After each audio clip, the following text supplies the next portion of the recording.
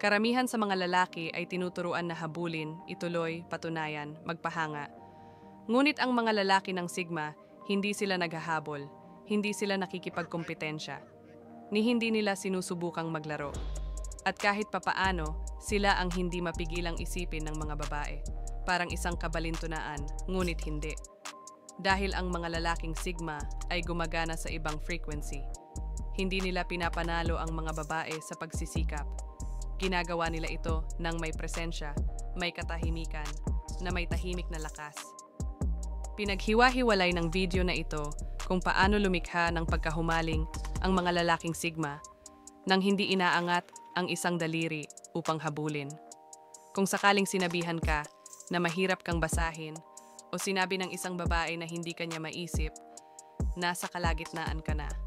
Kung kamukha mo yan, pindutin ang button na mag-subscribe. Ang channel na ito ay ginawa para sa mga lalaking hindi sumusunod sa karamihan at hindi na kailangan. Ngayon tingnan natin ang 5 paraan na ginagawa ng mga lalaking Sigma na mahuhumaling ang mga babae ng hindi hinahabol. 1, ang misteryo ay hindi isang laro. Ito ay kung sino siya. Karamihan sa mga lalaki ay nagsisikap na maging misteryoso sa pamamagitan ng paglalaro. Nagpipigil sila para lumikha ng tensyon. Abala sila. Sinusunod nila ang mga diskarte. Ngunit para sa mga lalaking Sigma, ang misteryo ay hindi isang taktika. Ito ay natural. Hindi sila overshare. Hindi nila ipinapaliwanag ang kanilang mga sarili. Nagsasalita sila kapag may makahulugan silang sasabihin. Gumagalaw sila ng may layunin, hindi ingay. Itong katahimikan, itong kalmadong detachment, may nagagawa ito sa mga tao, lalo na sa mga babae. Lumilikha ito ng espasyo para lumaki ang kuryosidad. At sa sandaling magkaroon ng kuryosidad, ang pagkahumaling ay sandali lamang. Sa mundong puno ng mga lalaking nagpapakitang gilas at labis na nagbabahagi, ang Sigma ay parang isang palaisipan. At ang mga puzzle ay hinihiling na malutas. Sino siya? Ano ang nangyayari sa likod ng mga mata? Bakit hindi niya kailangan ng atensyon? Ang susi ay hindi sinusubukan ng Sigma na maging mahirap basahin. Siya lang. Hindi siya naglalaro ng depensa. Hindi lang siya nag-aalok ng access. At ang kakulangan ng pag-access ay nag-trigger ng isang psikolohikal na tugon. Dahil hindi hinahabol ng mga tao kung ano ang malayang magagamit. Hinahabol nila kung ano ang nararamdaman nila na hindi maabot. Ang misteryo ng lalaking Sigma ay hindi lamig. Ito ay kapangyarihan. At kapag naramdaman ng isang babae ang tahimik na kapangyarihan na iyon, nagsisimula siyang manabik ng buo. Kahit na hindi niya ito makuha. 2, nabubuhay siya sa sarili niyang mundo at walang iniimbitahan. At ang mga lalaking Sigma ay hindi naghahanap na maisama. Hindi nila ini-scan ang kwarto para sa pag-apruba. Hindi sila naghihintay ng pahintulot na mahalaga. Mahalaga na sila sa sarili nila.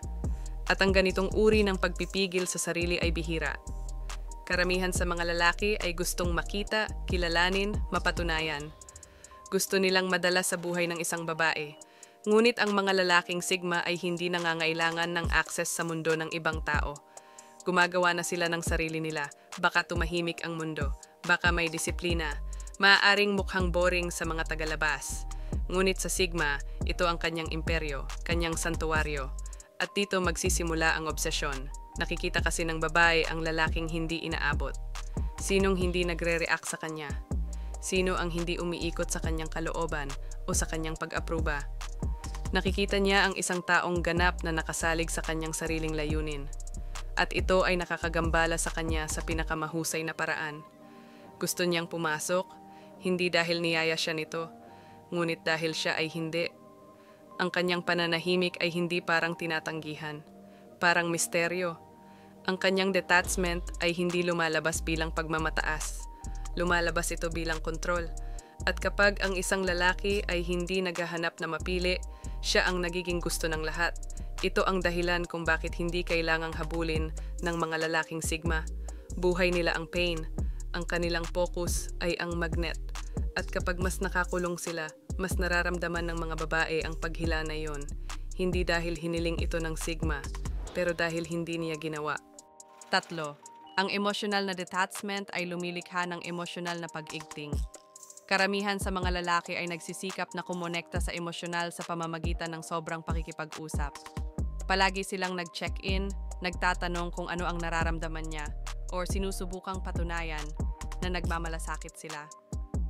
Ang lalaking Sigma ay hindi. Hindi naman sa wala siyang empathy. Ito ay hindi siya naghahanap ng emosyonal na pagpapatunay tulad ng ginagawa ng iba. Ang kanyang mga emosyon ay self-regulated, pribado, nakapaloob. At ang emosyonal na pagpigil na iyon, lumilikha ito ng hindi mapag-alinlangan ng tensyon. Kapag nakipag-ugnayan ang isang babae sa isang lalaking Sigma, hindi siya nakakaramdam ng kaguluhan o desperasyon. Nakakaramdam siya ng kalmado, matatag na presensya.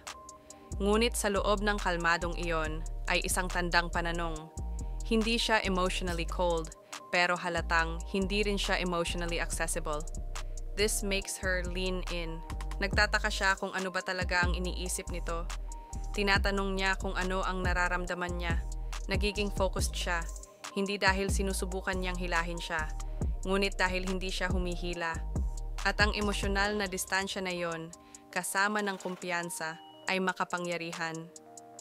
Pinapanatili nito ang kanyang hula. Pakiramdam niya ay muntik na niyang maisip siya. Ngunit hindi lubos. Yung halos feeling, yun yung hook. Nag-trigger ito ng isang uri ng pagkahumaling, hindi sa isang manipulatibong paraan, ngunit sa isang malalim na psikolohikal. Ang utak ng tao ay nais ng resolusyon. Gusto nito ng kalinawan. At kapag hindi nito makuha, ito ay umiikot. Nag-aayos ito. Naiintindihan ng lalaking Sigma ang kanyang mga emosyon, ngunit hindi niya ito isinusuot. Hindi niya inilalatag ang mga ito na parang display. At ang pagpigil na iyon ay bumubuo ng tensyon na nararamdaman ng kababaihan sa bawat pakikipag-ugnayan. Nararamdaman nila ang lalim, ngunit hindi nila ito ma-access. At ginagawa nitong mas kaakit-akit. Dahil walang humahawak sa atensyon ng isang babae tulad ng isang lalaki na nagpaparamdam sa kanya, ngunit hindi magbibigay sa kanya ng buong larawan.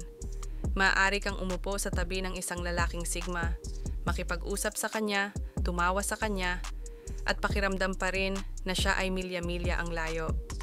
Hindi dahil sa masungit siya, hindi dahil nadidistract siya, kundi dahil nabaling sa loob ang kanyang enerhiya. Nandyan siya, pero hindi siya available. At ang kaibahang iyon ay nagtutulak sa mga kababaihan. Karamihan sa mga lalaki ay nagsisikap na maging emosyonal na naroroon, umaasa na ito ay magkakaroon ng koneksyon. Hindi ito pinipilit ng Sigma. Ang kanyang presensya ay matatag, ngunit nakalaan. Nagbibigay siya ng atensyon sa tahimik, nakatutok na mga sandali, ngunit hindi sa paraang nagsasabing, nasa iyo ang lahat sa akin. Siya ay pumipili sa kanyang oras, maingat sa kanyang enerhiya. At ito ay lumilikha ng isang pakiramdam ng kakulangan, makapangyarihan ang kakapusan. Kapag ang isang bagay ay limitado, ito ay nagiging mas mahalaga, mas kanais-nais. At kapag napagtanto ng isang babae na hindi niya maaaring makuha ang kanyang buong presensya on demand, nagsisimula siyang manabik ng labis. Maaaring mag-text pabalik ng huli ang lalaking Sigma o tumahimik ng ilang araw. Hindi bilang isang diskarte, ngunit dahil siya ay tunay na nakatutok sa ibang lugar.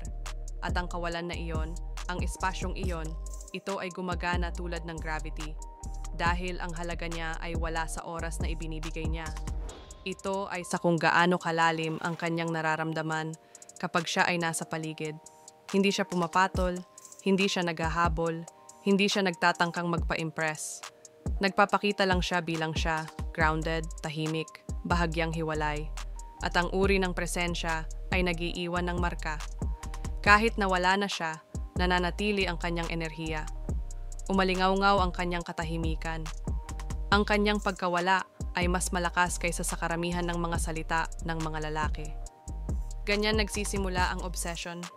Hindi mula sa patuloy na atensyon, ngunit mula sa mga bihirang makapangyarihang sandali na nananatili sa kanyang isipan nang matagal nang umalis siya sa silid. Sa mundo ngayon, karamihan sa mga lalaki ay nagbibigay ng sobra, masyadong mabilis. Patuloy silang nagpupuri, Maaga silang nagtapat ng nararamdaman. Binabaluktot nila ang kanilang mga gawain para lamang manatiling interesado ang isang babae. Ngunit hindi iyon ginagawa ng mga lalaking Sigma. Hindi sila nag-overexpress, hindi sila overshare, at tiyak na hindi sila nag-aalok ng emosyonal na pag-access sa isang pilak na pinggan. Hindi dahil naglalaro sila, ngunit dahil masyado nilang pinahahalagahan ang kanilang sarili para ibigay ang kanilang presensya ng libre. At iyon ang nagbabago sa lahat.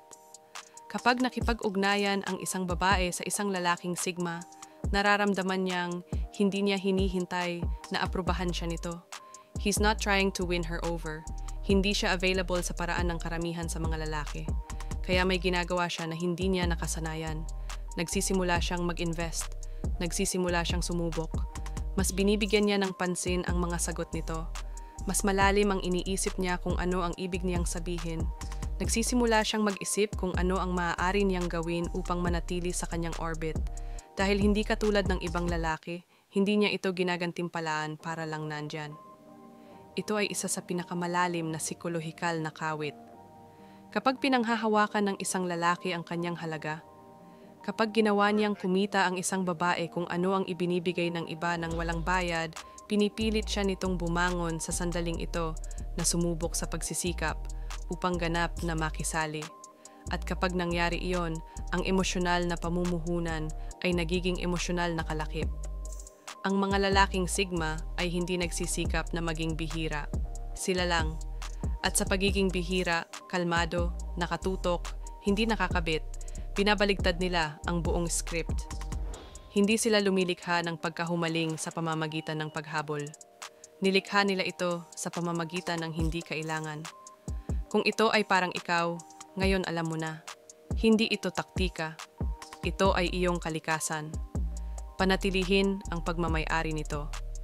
At kung ito ay tumunog, pindutin ang subscribe button na iyon para sa higit pang content na partikular na ginawa para sa mga isip ng Sigma.